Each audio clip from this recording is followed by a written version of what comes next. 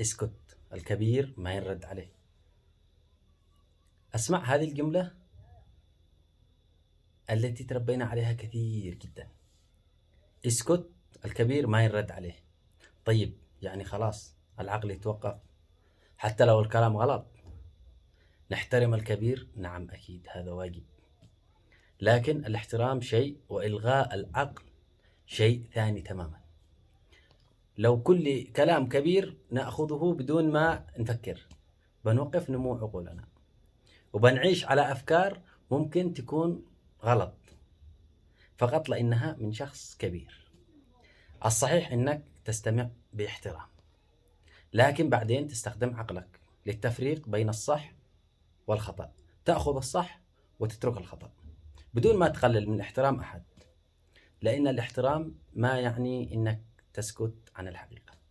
السلام عليكم.